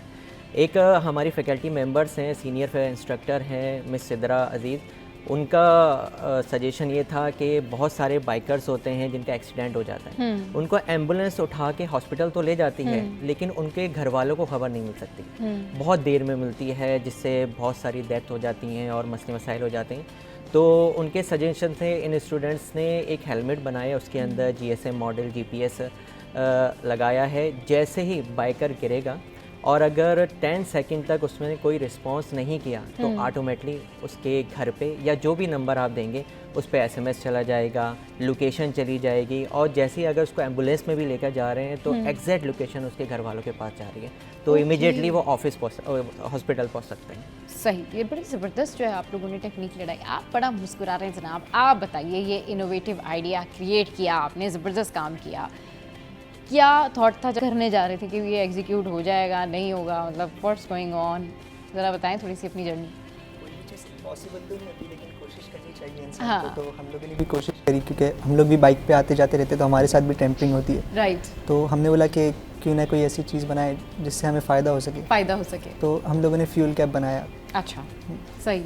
तो मतलब फिर उसकी बनाने से पहले जब भी हम कोई थॉट प्रोसेस कर रहे होते तो डेफिनेटली, अब जैसे कॉलेज में स्कूल में कोई भी प्रोजेक्ट करना है तो उसमें सबसे पहले इंसान ये सोचता है कि अच्छा ठीक है, अगर मुझे इसमें इन्वॉल्व किया जा रहा है या मुझे सिलेक्ट किया जा रहा है तो ये प्रोजेक्ट कितना कामयाब होगा, ये प्रोजेक्ट चलेगा या नहीं चलेगा। और मतलब पता नहीं कुछ अगर समटाइम्स ये भी होता है ना कि कुछ प्रोजेक्ट्स ऐसे होते हैं कि वो नहीं चल पाते तो स्टूडेंट बड़े जो है वो डाउन हो जाते हैं कि नहीं देखें हमने एक प्रोजेक्ट बनाया नहीं चल पाया। जब आपको पता चला कि आप भी इसका हिस्सा हैं तो क्या थॉट था और फिर क्या सोचा कि कैसे इसको एग्जीक्यूट करना है और शुरू के कैसे अंदर तो हमसे भी मिस्टेक्स हुई, हम नहीं चल रहा था ज़ाहिर है, हमारा प्रोजेक्ट भी, हाँ। लेकिन फिर आहिस्ता आहिस्ता में भी समझ में आने लगा कि हमें क्या क्या चीज़ें यूज़ करनी चाहिए इसके हाँ, अंदर। सही। और फिर करेक्ट डिवाइसेस का हमने यूज़ करा हाँ। एंड देन प्रोजेक्ट हमारा कामयाब हो गया। प्रोजेक्ट कामयाब हुआ आपका। अच्छा ये बताइए कि ये जिस तरह से आपने कहा कि प्रोजेक्ट जो है वो आपका कामयाब हुआ, इतना ज़बरदस्त ये आपने सेंसर्स वाला जो हेलमेट है ये सारा कुछ आपने बनाया एंड ऑल दैट, तो इसके पीछे एक होता है ना कि ओरिजिन इंसान करता है। आप जैसे आपने कहा कि मैं बाइक पे आता जाता हूँ या आप सर ने भी बताया कि, तो इसके पीछे थॉट प्रोसेस, पहला थॉट किसका था, किसने कहा कि चलें लेट्स डू इट? पहला थॉट हम लोग जो है ना ऐसी गॉसिप कर रहे थे, बैठे हुए थे, कुछ होता है ना कि भाई ये थॉट कहाँ से जनरेट हो, ऐसे ऐसे हमारे पास ये थॉट आया ऐसे। सर हमें टास्क देते हैं कि प्रॉब्लम सॉल्व करने का, तो सर ने हमें आइडिया दिया कि अच्छा ये कुछ सर इस का तरह की आइडिया चीज़ें था बनाओ। साकिब सर का आइडिया था ये, सही ठीक तो ठीक। फिर हम लोगों ने उस पर काम स्टार्ट करा। फिर काम स्टार्ट किया। अच्छा जी आप बताइए जनाब हसनात, कैसा रहा आपका एक्सपीरियंस? जर्नी तो अच्छी रही प्रोजेक्ट बनाने में, लेकिन जैसे भाई मेरे दोस्त ने बताया मुश्किलात आती रही लेकिन हमने फेस किया, हमने एंड तक लेके गए उसको प्रोजेक्ट को, एंड में हमें सक्सेस भी मिली। और बाकी सर बहुत सपोर्ट करते हैं, मिस सिद्रा अजीज़ जो हमारे इंस्पेक्टर थी उन्होंने बहुत सपोर्ट किया, हमें हर मदद की, हर हेल्प मैं करती रहती थी। हाँ तो बन गया अल्लाह का शुक्र। सही, मतलब यानी कि और फिर इतने सैड क्यों हैं भाई आप हसनात, आपने इतना ज़बरदस्त काम किया है, आप खुश हो सकते हैं, बता सकते हैं अपनी जर्नी, बता सकते हैं कैसा रहा जब आपने स्टार्ट किया? तो शुरू में प्रॉब्लम फेस की, लग रहा था नहीं होगा लेकिन फिर हो गया। हाँ टीचर्स ने हेल्प की, मैनेजमेंट हेल्प करती है अलीगढ़ इंस्टीट्यूट ऑफ टेक्नोलॉजी की। सही, तो फिर हो जाता है। हेल्प करना बड़ा ज़रूरी है सर, स्टूडेंट्स को कॉन्फिडेंस देना, स्टूडेंट्स के साथ में मुस्तकिल उनको ये बताना कि नहीं यू कैन डू इट और ये हो जाएगा, ये कितना ज़रूरी होता है स्टूडेंट को बूस्ट करना? ये बहुत ज़रूरी है स्टूडेंट की काउंसलिंग। जब किसी भी स्टूडेंट को टास्क देते हैं, वो पहला अटैम्प्ट करता है और अल्लाह ना करे कोई फेलियर हो जाए तो स्टूडेंट बस समझता है ये नहीं हो सकता। तमाम स्टूडेंट्स को मॉरली सपोर्ट की बहुत ज़रूरत होती है, उनकी काउंसलिंग करते रहना चाहिए कि बिल्कुल आप जो कर रहे हैं सही डायरेक्शन में जा रहे हैं, आप करें, अल्लाह ने चाहा तो आप कामयाब होंगे। ये भी स्टूडेंट ऐसे ही थे, कहते हैं सर नहीं हो पाएगा, बिल्कुल न्यू चीज़ है, हमने कभी देखा नहीं, कहीं हमारे पास रिसोर्सेज नहीं है, कैसे बने। लेकिन हम इनकी हेल्प करते रहे, मिस हेल्प करती रही, हमारी मैनेजमेंट हेल्प करती रही कि आप करें, एक नई चीज़ है और लोगों के लिए फ़ायदेमंद है। अगर एग्जीक्यूट हो जाती हैं तो किसी भी इंसान का, जैसे बाइकर है, उसका हेल्प हो सकती है। तो मॉरली सपोर्ट करते रहते हैं, तो इंशाल्लाह हमारे ये प्रोजेक्ट भी हो गए, जैसे आपने बताया 280 प्रोजेक्ट हमने बनाए 11 डिपार्टमेंट में, और हर प्रोजेक्ट हमारे बेहतरीन प्रोजेक्ट होता है। हम हर साल एग्जीबिशन इसीलिए कराते हैं क्योंकि हम इंडस्ट्री को सोल्यूशन प्रोवाइड करते हैं, ताकि मार्केट हो सके, लोगों देख सकें कि ये न्यू इन्वेंशंस हैं हमारे। बिल्कुल से कि ये न्यू इन्वेंशंस जो है वो लोग जो है वो देख सकें। अच्छा, स्टूडेंट्स के लिए कितना ज़रूरी होता है इस तरह की एक्टिविटी करते रहना? जिन स्टूडेंट का टेक्निकल माइंड है, हाँ, अगर वो सिर्फ पढ़े जा रहे हैं और कोई चीज़ इन्वेंशन नहीं कर रहे हैं, हाँ, तो ये सही नहीं है। उनका काम ही इन्वेंशन करना है, चीज़ों का करना है। टेक्निकल टूल्स के थ्रू और मॉडल्स के थ्रू नई चीज़ें डेवलप करना। जब वो डेवलप करेंगे और वो इंट्रोड्यूस होंगी चीज़ें, तभी वो पता चलेगा ना कि वो टेक्निकल स्टूडेंट हैं। वरना अगर कोई चीज़ डेवलप ही नहीं कर रहे तो सिर्फ उन्होंने पढ़ा है, एग्जीक्यूशन थोड़ी करी है। सही, बिल्कुल एग्जीक्यूशन नहीं की। अच्छा, ये बड़ा जो आपने बात की ना एग्जीक्यूशन की, एग्जीक्यूट करना जो असल में ना वो एग्जीक्यूशन में ही है। प्रॉब्लम ये होती है कि आपने पढ़ लिया, प्रॉब्लम ये होती है कि आपने समझ लिया, समझ के भी नहीं समझा, लेकिन फिर जब एग्जीक्यूट करने की बारी आती है ना, मतलब आपने किसी भी स्टूडेंट को बहुत प्रिपेयर किया, लेकिन उसके बाद जब समहाउ एग्जीक्यूट करने का टाइम आया तो वो चीज़ नहीं हो पा रही। तो यहाँ पर पता चलता है कि कितनी काबिलियत है, यहाँ पर पता चलता है कि स्टूडेंट्स जो हैं वो कितना कंपटीशन कर सकते हैं, कितना प्रेशर ले सकते हैं। इस बार होगी बात, लेकिन एक ब्रेक के बाद हमारे साथ। तो भाई हमारे साथ मोहम्मद उज़ैर और हसनात और सर साकिब मौजूद हैं, और हम यही डिस्कशन कर रहे हैं कि किसी भी चीज़ को जब तक एग्जीक्यूट ठीक से नहीं किया जाए ना, तो कोई फ़ायदा नहीं है कि आपने साल भर बैठ के कोई प्रोजेक्ट बनाया हो और वो इन दी एंड जो है वो आपका जो हेलमेट है उसके जो सेंसर्स हैं वो काम ही नहीं करें, तो प्रॉब्लम हो जाती है। तो प्रॉब्लम सारी ये है कि आप जिस चीज़ पे मेहनत करते हैं सही जगह पर मेहनत करें, सही तरीके से मेहनत करें। सर, जिस तरह से भी इन लोगों ने बताया कि आपने आइडिया दिया और फिर इन्होंने जो है वो उसको एग्जीक्यूट किया, उसके लिए मेहनत की, ये कितना ज़रूरी होता है ये बात भी कि एक टीचर को ये पता हो कि अगर मैंने किसी शख्स को कोई टास्क दिया है या काम दिया है, वो स्टूडेंट वो कर लेगा। क्योंकि देखें, आपके पास आइडिया था, आप ये आइडिया ऐसे स्टूडेंट को भी तो दे सकते थे ना जो एग्जीक्यूट ही नहीं करके देता। ऐसा भी तो होता है ना समटाइम्स कि आप, कितना ज़रूरी होता है अच्छा स्टूडेंट चूज़ करना, कितना ज़रूरी होता है कि जिसके पास पैशन हो। अब आपके क्लास में बहुत सारे ऐसे लोग होंगे जिनको इस प्रोजेक्ट से कोई ख़ास दिलचस्पी नहीं होगी, उन्होंने कहा होगा what is all about that. मतलब ठीक है, चूज़ करना कि कितना पैशन है, पैशन होना चाहिए, फिर आप काम दिल से करते हैं। ये स्टूडेंट को कैसे आप फाइंड आउट करते हैं, कैसे पता चलता है उस स्टूडेंट का जो मेहनती हो, जो काम करने वाला हो, जिसको आप टास्क दे सकें? हर किसी को आप ये भी नहीं कह सकते आप ये कर लें या ये कर लें, हर किसी के बस की बात भी नहीं होती। जी, टीचर्स को अल्लाह ताला ने सलाहियत दी होती है कि वो रिकग्नाइज कर लेते हैं कि कौन सा स्टूडेंट एफर्ट करने वाला है। सही। और हम फर्स्ट ईयर से ही वॉच कर रहे होते हैं कि कौन बच्चा जो है ना इस टेक्निकल फील्ड को जो है ना अपना पैशन बनाना चाह रहा है। तो शुरू में हम छोटे छोटे प्रोजेक्ट्स देते हैं, फिर स्टूडेंट्स वो कर लेता है तो फिर हम हाई प्रोजेक्ट्स की तरफ जाते हैं। हम तमाम स्टूडेंट्स को आइडियाज़ देते हैं, लेकिन इसमें भी कुछ स्टूडेंट्स कह रहे थे कि जो है ना नहीं सर ये सही नहीं है, ये नहीं हो पाएगा, कोई ऐसी चीज़ है। तो लेकिन इन स्टूडेंट्स ने कहा सर ट्राई करके देखते हैं, let's try, yes that's the passion. बिल्कुल ट्राई करके दे। फिर एक वक्त ऐसा आया कि इन्होंने कहा कि सर नहीं बन रहा, तो फिर हम इनको लेके बैठे, इनके तमाम जो प्रॉब्लम्स थी उनको सॉल्व करी कि इस तरीके से चीज़ करके देखते हैं, डिफरेंट अंदाज से करके देखते हैं। असल में मॉड्यूल्स को हेलमेट में फ़िट करना एक मुश्किल टास्क था। कि ज़्यादा हैवी भी ना हो। अगर मार्केट में जब इन हो तो इजीली लोग उसे परचेज करके यूटिलाइज कर सकें। एक चीज़ होती है ना, आपने बना दी, अब वो उसकी कॉस्ट इतनी है या हेलमेट जो है इतना हैवी बन रहा है, लोग उसे बाय नहीं कर सकते। तो हम कोशिश ये करते हैं कि जो भी प्रोजेक्ट बनाएं ईज़िली मार्केट में इन हो सके, उसकी कॉस्ट हो और लोग यूटिलाइज़ करें उसको। अच्छा जी, आप बताएं कि दोस्तों का क्या रिएक्शन था? दोस्तों का शुरू में रिएक्शन तो काफ़ी ज़्यादा ख़राब था, क्योंकि जब फर्स्ट मॉड्यूल बना ना, मॉड्यूल बना है तुमने चढ़ाया भी होगा, ये क्या बनाया तुमने? हाँ, तो वो काफ़ी ज़्यादा बड़ा बना था, वो बाइक के ऊपर लग नहीं सकता था। सही। जब फर्स्ट मॉडल बना था उसका, तो काफ़ी सारा दोस्तों ने चढ़ाया कि नहीं ये नहीं लगेगा, फिजूल ये क्या कर रहे हो तुम लोग, कुछ और कर लो है काम। ठीक है, ये सब तुम दोनों क्या कर रहे हो? फिर जब वो लग गया और बन गया, फिर वही वाले दोस्तों ने कहा होगा ट्रीट तो दो भाई, है ना? क्या रिएक्शंस थे और फिर क्या कहा उन्होंने? अप्रिशिएट किया? उन लोगों ने अप्रिशिएट किया काफ़ी ज़्यादा कि आगे करते रहो, हो सकता है कि कामयाब हो तुम लोग मार्केट के अंदर, ही ना हो सके तुम्हारा प्रोजेक्ट। सही। तो कोई और हेल्प चाहिए तो हमसे बोलना है, कुछ इस तरह से। सही। आप बताएं जी इस्नात।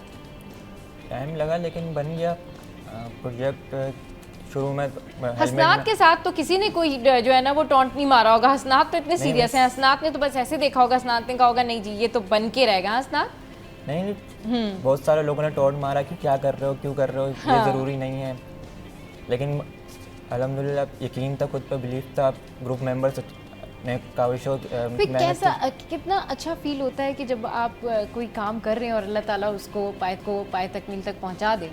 सो क्या फील हुआ फिर जब ये हो गया सारा कुछ? बस अल्लाह का शुक्र कि अब हो गया।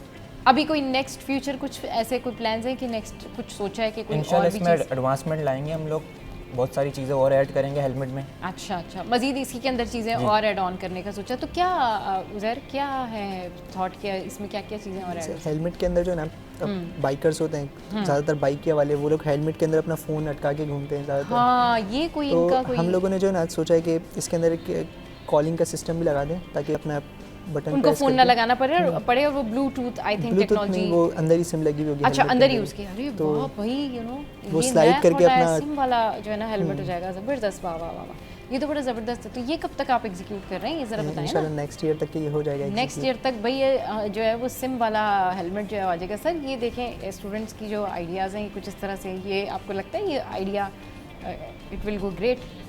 नहीं, आइडिया अच्छा है। देखें प्रोजेक्ट तो वही होता है ना कि आज आपने जो प्रोजेक्ट बनाया है, आज सोचा है, उसको फिर मज़ीद उसके अंदर इम्प्लीमेंटेशन होती रहे, नई चीज़ें आती हैं। अगर नई चीज़ें नहीं आएंगी तो एक वक्त पे लोग यूज़ करेंगे और उसके बाद छोड़ देंगे, बोलेंगे ये इसमें मुझे प्रॉब्लम हो रही है, ये फ़ीचर अवेलेबल नहीं है। तो इन्हांसमेंट होते, हम हर प्रोजेक्ट को यही कहते हैं कि 1 साल आप बनाएं, उसको इंट्रोड्यूस कराएं, नेक्स्ट ईयर उसको इन्हांस करें, फिर नेक्स्ट ईयर उसको इन्हांस करें, तो फिर उसकी एक अच्छी प्रोडक्ट बनके मार्केट में सामने आती है और यूटिलाइजेशन भी बढ़ती रहती है। जब तक आप किसी चीज़ में इन्हांसमेंट लेकर नहीं आएंगे ना, तो वो फिर एक जगह आके रुक जाती है। बिल्कुल सही कह रहे हैं कि जब तक आप किसी चीज़ की इन्हांसमेंट नहीं लेकर आते, वो एक जगह पर आकर रुक जाती है और उसमें जो है ना वो आपके लिए जो चांस होता है ना आगे बढ़ने का, फिर वो कम होता है। लोग क्या करते हैं, एक प्रोजेक्ट किया, अगर वो नहीं हो सका तो फिर थोड़ा डिसहार्टेड हो जाते हैं। अच्छा, आप लोग इलेक्ट्रॉनिक्स की फील्ड से हैं, राइट?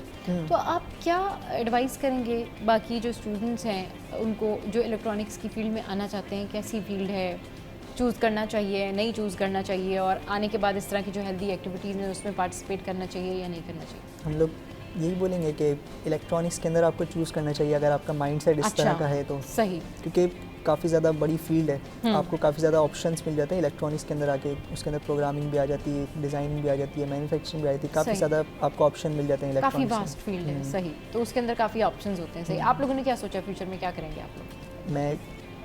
मैं पीसीबी मैन्युफैक्चरिंग कंपनी में अभी भी काम करता हूँ। अच्छा, माशाल्लाह माशाल्लाह माशाल्लाह। तो मेरा आगे का फ्यूचर यही है। यही आप?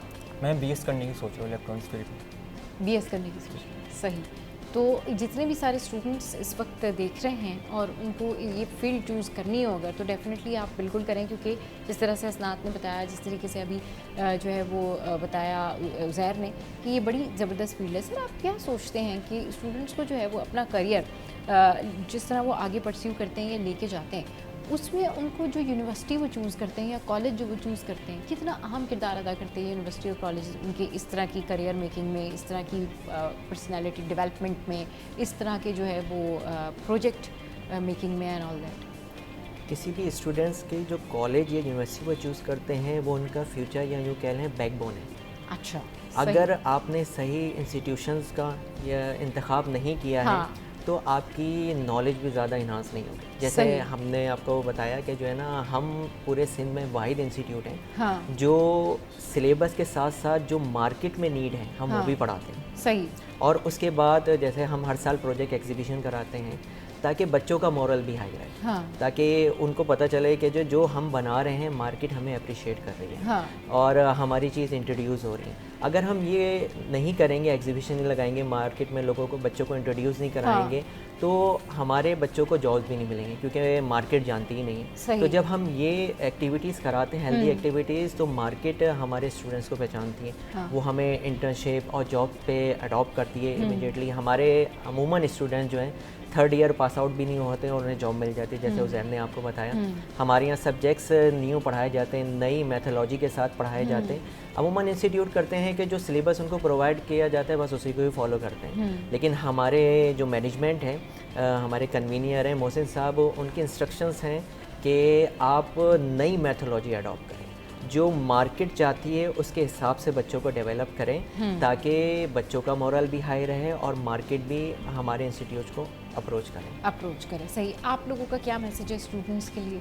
हम लोग का यही मैसेज है, अगर आप किसी फील्ड के अंदर काम कर रहे हैं, हाँ। तो उधर दिल लगा के काम करें, अच्छा, ताकि आप लोग प्रॉब्लम सॉल्व कर सकें। लेकिन वो ये भी तो होता है ना, कुछ लोग शॉर्टकट मारने के चक्कर में भी रहते हैं कि भाई दिल क्या लगाना, या काम को काम क्यों समझना, ये तो बस ऐसी रोज़ की बात है, तो ये तो रोज़ गुजर जाता है। सो ऐसे लोगों को आप, चूँकि आप भी कंटिन्यू कर रहे हैं अपनी पढ़ाई और करियर, आप भी कंटिन्यू कर रहे हैं, क्या देखते हैं ऐसे लोग किधर हैं जो आपके साथ ही थे, लेकिन वो अपनी इस वजह से, क्योंकि वो पैशनेट नहीं थे अपनी फील्ड में, अपनी फील्ड के लिए काम नहीं करना चाहते थे, और वही कि भाई ये तो हो ही जाता है, तो ऐसे लोगों को आप कहाँ देखते हैं कि वो कहाँ स्टैंड कर रहे होते हैं? शॉर्टकट मारेंगे तो लाइफ भी उनकी शॉर्ट ही चलती है थोड़ी सी, हाँ। क्योंकि लॉन्ग टर्म के लिए आपको मेहनत करनी पड़ती है। सही, बिल्कुल, क्योंकि आपको पता है ना कि जब आप लॉन्ग टर्म आप एक चीज़ उसको स्टडी करके जाएंगे, पढ़ के जाएंगे, तो कहीं कोई बड़ी चीज़ जब आपको करनी पड़ेगी तो फिर आपको प्रॉब्लम नहीं होगी। समहाउ बड़े बड़े प्रोजेक्ट्स लोग कर रहे होते हैं या बड़ी बड़ी चीज़ें इन्वेंट करने की कोशिश कर रहे होते हैं, लेकिन आप देखें कि उसमें कितने जानी और माली नुकसान भी होते हैं, क्योंकि लोग वेल अवेयर नहीं होते प्रोडक्ट के साथ में। वो इक्विपमेंट जो वो डील कर रहे होते हैं, उसमें आपने अक्सर सुना होगा कि जी हादसा पेश आ गया या किसी को प्रॉब्लम, उसकी वजह ये होती है कि ना वो वेल इन्फॉर्म्ड होते हैं, ना उनको एक्सपीरियंस होता है। तो क्या होता है कि वो प्रोडक्ट भी जो है वो ख़राब होती है और उनका अपने ऊपर भी जो है उसका इम्पैक्ट वो ठीक नहीं पड़ता। तो जी, ज़िंदगी में कामयाबी हासिल करने का जो बेहतरीन तरीका है वो एक ही तरीका है, और वो ये है कि आप जब भी कोई प्रोजेक्ट करना चाहते हैं, कोई इक्विपमेंट बनाना चाहते हैं, कोई चीज़ ईजाद करना चाहते हैं, कोई इनोवेटिव आइडिया क्रिएट करना चाहते हैं, उससे पहले उस पर रिसर्च करें, उसको पढ़ें, और उससे भी पहले अगर आप उसका शौक़ रखते हैं, अगर आपको पैशन है उस काम का, तो वो काम करें। फिर देखें अल्लाह ताला आपकी मदद जो है वो कैसे कहते हैं। बहुत शुक्रिया सर साकिब, उज़ैर और असनात हमारे शो पर आए, और ऐसे स्टूडेंट्स जो होते हैं ना, ये वाकई वो स्टूडेंट्स होते हैं जो कि मुस्तकबिल के मेमार तो हैं ही, लेकिन पाकिस्तान का नाम भी रोशन करते हैं। अभी जो प्रोडक्ट इन्होंने बनाई है, बहुत ज़बरदस्त प्रोडक्ट बनाई है। I wish you all the best. मैं चाहती हूँ आप कुछ ऐसी प्रोडक्ट भी बनाएं कि उसका इंटरनेशनली इम्पैक्ट जो है वो भी बहुत ज़्यादा हो। शो में अब वक्त तो एक ब्रेक का, ब्रेक के बाद वापस आएंगे, फिर करेंगे ढेर सारी बातें हमारे साथ। Welcome back. तो जनाब, जो सोशल मीडिया का इस्तेमाल है आजकल, उसका जो बढ़ता हुआ असर है, उसके बाइस ये बहुत ज़्यादा देखने में आ रहा है कि लोग स्ट्रेस का शिकार हो रहे हैं, लोग जो है वो मेमोरी लॉस का भी शिकार हो रहे हैं। इसकी रीज़न ये है कि वो इतना ज़्यादा फोकस करते हैं, इतना ज़्यादा फोकस करते हैं सोशल मीडिया के ऊपर, इतना स्क्रॉलिंग, इतनी ज़्यादा वहाँ पर चीज़ें होती हैं कि उनका जहन कोई एक चीज़ के ऊपर फोकस नहीं कर पा रहा होता। और इसकी रीज़न ये होती है कि अगर वो कुछ अच्छा सीखते हैं वो भी जहन से माइनस हो जाता है, कुछ बुरा सीखते हैं ऑब्वियसली वो रह जाता है, क्योंकि जो इस तरह की चीज़ें होती हैं ना, वो इंसान को ज़्यादा पॉपअप करती हैं और वो याद रह जाती हैं, वो फिर करती हैं इंसान को डिस्टर्ब। सोशल मीडिया पर अच्छाई बुराई ही नहीं, बल्कि सोशल मीडिया पर जो शो ऑफ होता है, किसी ने कोई महंगी चीज़ खरीदी है उसने वो प्रेजेंट करनी है, किसी ने कोई और चीज़ ली है उसने वो प्रेजेंट करनी है। जो नहीं ख़रीद पाते या जिनके हाथ में ये सारी चीज़ें नहीं हैं, वो बहुत ज़्यादा परेशान हो रहे होते हैं। तो इसका जो इस्तेमाल है, बढ़ता हुआ इस्तेमाल है सोशल मीडिया का, ये जहनों पर क्या असर जो है वो मुरतब करता है, इस पर बात करने के लिए हमारे साथ जो हैं वो नीना सिद्दीकी मौजूद हैं, जो कि साइकोलॉजिस्ट हैं और वेलनेस ट्रेनर भी हैं। अस्सलाम वालेकुम, वेलकम टू द शो। कैसी हैं नीना, आप ठीक है? Thank you for having me. बिल्कुल ठीक। नीना, ज़रा बताइए कि सोशल मीडिया के जो साइड इफ़ेक्ट्स हैं, बेनिफिट्स की भी बात करेंगे, लेकिन साइड इफ़ेक्ट्स क्या हैं? मेंटल हेल्थ पे आप कह रही हैं कि इसके जो हार्मफुल इफ़ेक्ट्स हैं, हाँ। तो हार्मफुल इफ़ेक्ट्स तो अपेरेंटली सबसे ज़्यादा जो रिसर्च और एक्सपर्ट्स कह रहे हैं फील्ड में कि स्टार्टिंग फ्रॉम टीनेजर्स, जब से वो cell phone usage depending on the country, कब किस उम्र से वो स्टार्ट करते हैं। और जेंडर वाइज अगर देखें तो गर्ल्स को थ्रू आउट द वर्ल्ड ज़्यादा इम्पैक्ट कर रही है सोशल मीडिया। और right. वो यही है कि जो ऑब्जेक्टिफिकेशन है लड़कियों की, एक आइडियल उन्होंने इमेज बनाई हुई है कि इस तरह से लड़कियों को लुकना they should look like that, right, they should have ये हाइट होनी चाहिए, ये बॉडी इमेज जो उनका एक कॉन्सेप्ट है, यू नो, जो कि अनअचीवेबल है। हाँ। so, उससे बहुत ज़्यादा डिप्रेशन के केसेस आते हैं। I teach A level psychology also, तो वो एज ग्रुप भी होता है, उसमें भी मैं देखती हूँ कि बहुत वास्ट डिफरेंस है जेनजी में, यू नो, और हमारी जो मिलेनियल्स की इतना ज़्यादा कंपटीशन नहीं था, बिकॉज इतना एक्सपोजर है, इतनी सुपरफिशलिज्म है, बहुत सारे इश्यूज हैं। एक तो डिप्रेशन है, ठीक है, एक एंग्जाइटी, आपने कहा कि ये एनवी कल्चर है, मेरे पास ये है, तुम्हारे पास क्या है, शो ऑफ इंस्टेंटली, जो भी प्लेटफॉर्म आप देख लें, you know, it's all about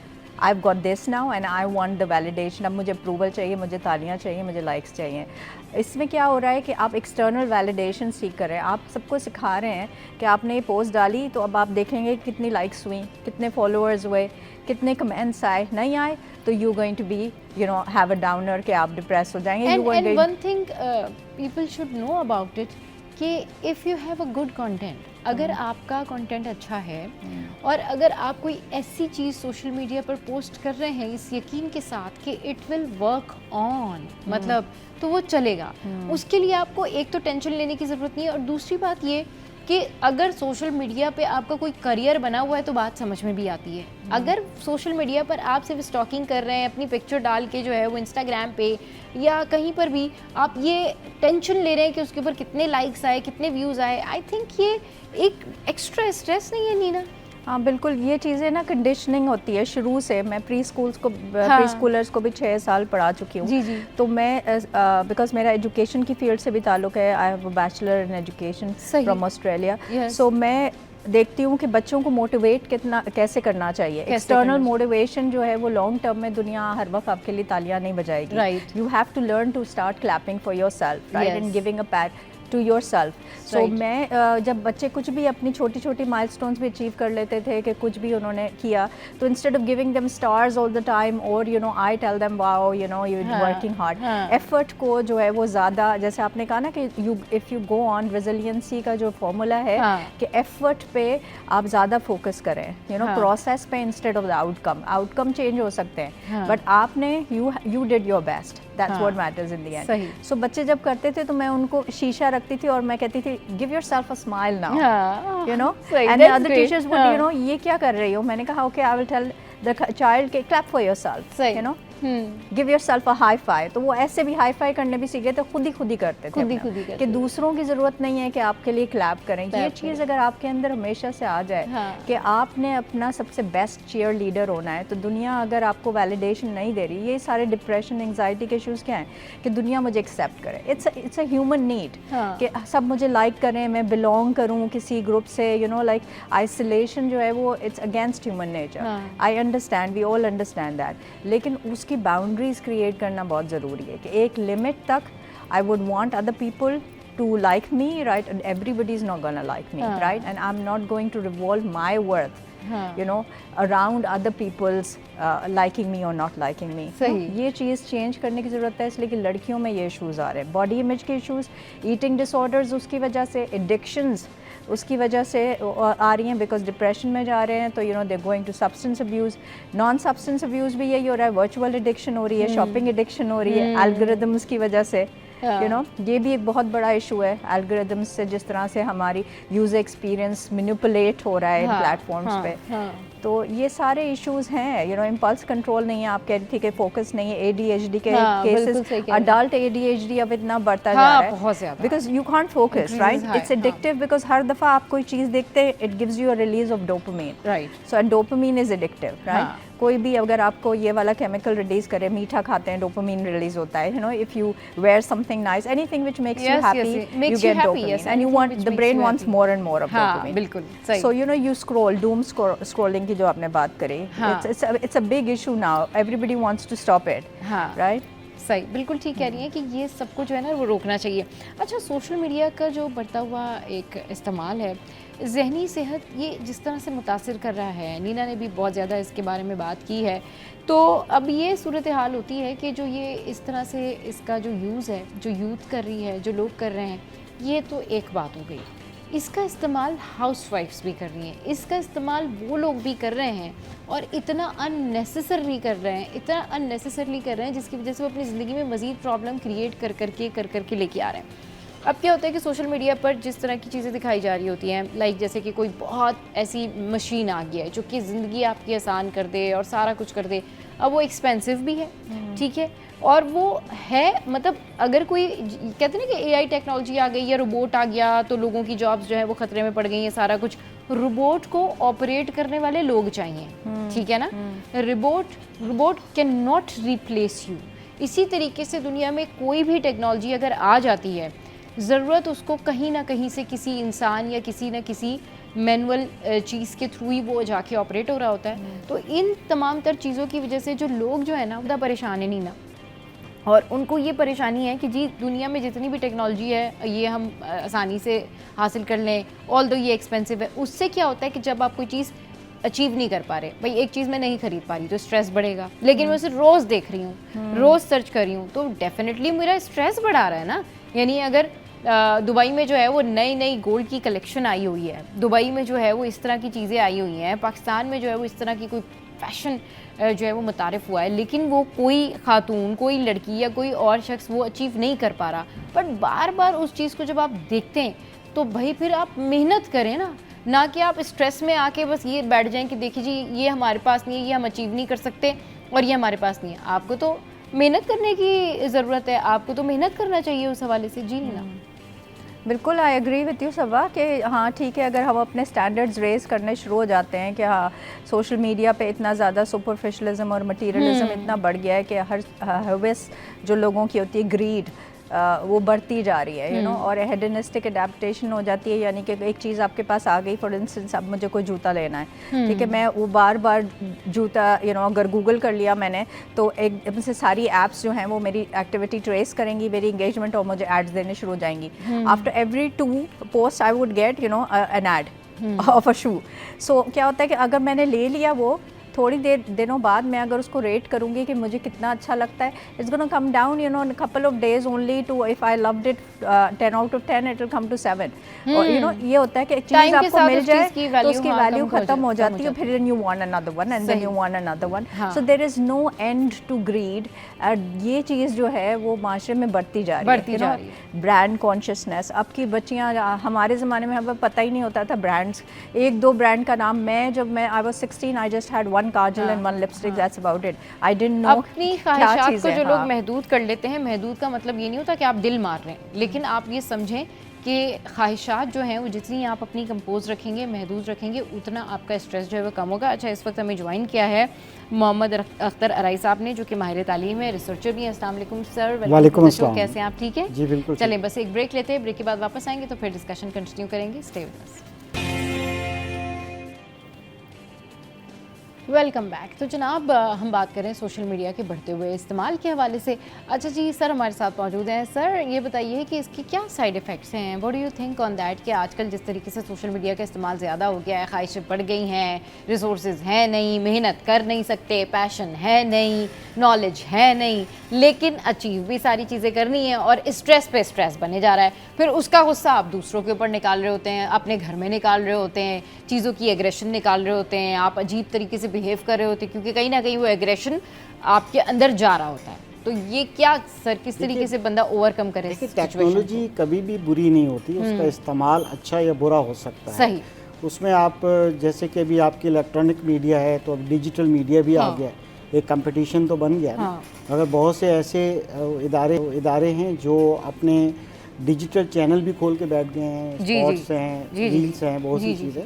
तो सोशल मीडिया का बहुत बड़ा रोल है। अभी हमारी एडिक्शन हो गई है, नई नस्ल जो जेनजी है, जेनजी के बाद अल्फा जनरेशन है, इवन वो भी बहुत एडिक्टेड हो गई है, क्योंकि स्क्रीन टाइम जब स्टार्ट होता है तो दैट स्टार्ट्स के भी वो उसको स्क्रॉल करते हैं। ये मिलेनियल्स हो, अब जेनजी हो, अल्फा हो, जी ये वाले जो ये सब they all are addicted, they are the user. यानी ऐसे ही यूजेज का ये है कि एडिक्शन हो गई है। अब ये है कि जब यहाँ तक हो गया है कि टीवी की मैंने मिसाल इसलिए दी कि अब लोग घरों में टीवी कम देखते हैं, अब उसकी जगह यहाँ पर देख रहे हैं। इसी तरह डिजिटल मीडिया की भी मैंने एग्जांपल दी कि इलेक्ट्रॉनिक मीडिया को भी अपने इस तरह के चैनल्स बनाने पड़ते हैं जहाँ पर वो अपनी प्रेजेंस हो, जो रीच है उसको बहुत ज़्यादा मैक्सिमाइज करें। जहाँ तक डिजिटल मार्केटिंग में यूज़ हो रहा है, बहुत से प्लेटफॉर्म है जहाँ पर यूज़ हो रहा है, जो यूथ है वो उसकी कस्टमर है, बल्कि इतनी एडिक्टेड है कि अब आपको उनके पास पहुँचना है, उनके जहन में जाना है, तो आपको वहाँ शो करना है, वहाँ दिखाना है, मार्केटिंग टैक्टिक्स यूज़ करने हैं। अब उसमें बहुत से सियासी पार्टियां हैं, बहुत से डिफरेंट एजेंडाज हैं, वो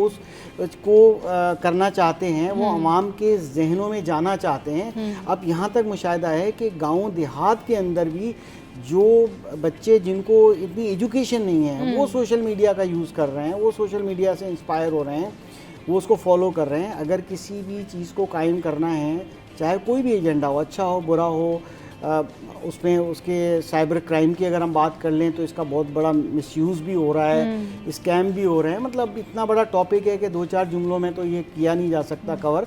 तो बात ये है कि इस वक्त हमें करना क्या है, करना ये है कि हमें एहतियात करनी है।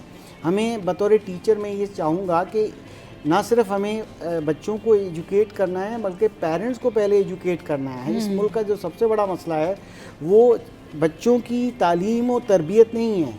तरबियत जो है वो वालिदैन की करनी पड़ेगी। वालिदैन की तरबियत होगी तो उनको समझ में आएगा, वो घर में इन्वायरमेंट भी बेहतर कर सकती हैं। राइट और रॉन्ग का कॉन्सेप्ट दें। ऐसा नहीं है कि 90% ही पेरेंट्स जो है वो ऐसे हैं। यस, कुछ हैं ऐसे पेरेंट्स जो अच्छे हैं, बहुत सेंसिबल है, एजुकेटेड है, वो समझते हैं। तो लिहाजा हमें पेरेंट्स को ये चाहिए, घर में इस वक्त जो हमें देख रहे हैं उनको ये चाहिए कि अपने बच्चों को सोशल मीडिया के इस्तेमाल पे लिमिटेशंस लगाएं। स्क्रीन टाइम में लिमिट लगनी चाहिए, उसके यूज़ पे लिमिट लगनी चाहिए, और उसकी अच्छाइयाँ और बुराइयाँ बतानी चाहिए। अगर नहीं हम बताएंगे, उसके साइड इफ़ेक्ट जो है वो तो होंगे। अब ऑनलाइन परचेजिंग का पहले बड़ा डर रहता था, हालांकि स्कैम वहाँ भी बहुत हो रहे हैं। अब लोग ऑनलाइन ऑर्डर कर रहे हैं, ये नहीं पता होता कि किस कंपनी को करना है, वहाँ से फिर उनको फेक पार्सल भी मिल जाते हैं। तो बात यह है कि सोचना समझना ज़रूरी है। आर्टिफिशियल इंटेलिजेंस का दौर है। मैं तो बड़ा हैरान हो रहा हूँ कि अगर इस्लामाबाद में या नॉर्दर्न एरिया में फ्लडिंग हुई है तो उसकी इतनी फेक वीडियो भी एआई से जनरेटेड पोस्ट की जा रही हैं, ट्रैफिक बढ़ाने के लिए, लाइकिंग लेने के लिए, अपने शायद सेंट्स यानी कि पैसा कमाने के लिए शायद। तो यहाँ पर माशरे में बेहतरी लाने के लिए हम काम नहीं कर रहे। हमें चाहिए कि ऐसी चीज़ों को प्रमोट ना करें, ऐसा काम ना करें। पेरेंट्स को चाहिए अपने यंग बच्चों को इस तरफ उसको बताएं कि भाई ऐसा मत कीजिए। अब वो सिर्फ पैसा चाहिए, कोई लाश गिर गई है तो उस लाश पे भी जो है ना पॉलिटिक्स भी हो रही है, उस लाश पे जो सिया का मिसयूज़ हो रहा है, उस पर बहुत कुछ हो रहा है। और अगर कोई खुदा न खास्ता किसी के साथ हैपनिंग हो रही है तो उसको भी स्टोरी बना दी जाती है, और इसलिए कि सिर्फ लाइक्स चाहिए, फॉलोअर्स चाहिए, ये चाहिए, वो चाहिए। इतना बुराई को प्रमोट करना हमारे माशरे में, टेक्नोलॉजी बुरी नहीं होती, उसका मैग्नेट की तरह वो बिल्कुल सही कह रहे हैं। कोई भी टेक्नोलॉजी जो होती है वो हार्मफुल नहीं होती जब तक खुद आपको उसको ट्रीट करना नहीं आता। बात यही होती है कि पहले आपको कोई चीज़ ट्रीट करना नहीं आती, फिर आप कहते हैं कि जी टेक्नोलॉजी बुरी। टेक्नोलॉजी बुरी नहीं, उसका इस्तेमाल बुरा है। ये टेक्नोलॉजी, ये सोशल मीडिया पर आप अपने लिए पॉजिटिव बातें भी तो सर्च कर सकते हैं। आप मयाना रवि के नोट्स भी तो इसमें से निकाल सकते हैं। आप ये भी तो देख सकते हैं कि दुनिया में जो लोग गुर्बत से ज़िंदगी गुजार रहे हैं वो किस तरीके से ज़िंदगी जो है वो गुजार रहे हैं, लोग उससे सीख सकते हैं। आप बहुत सारी चीज़ें, ऐसे सबक, बहुत सारी स्टोरीज़ आप ऐसे निकाल सकते हैं जो आपको मोटिवेट करेंगी। सारी आप वो चीज़ या हम लोग वो चीज़ सर्च करते हैं जिससे हमें मज़ीद जो है वो डिप्रेशन होती है। बहुत शुक्रिया सर, आप हमारे शो पर आए। बहुत शुक्रिया नीना मैम, आप हमारे शो पर आई। जनाब, शो का टाइम हो गया एंड अप।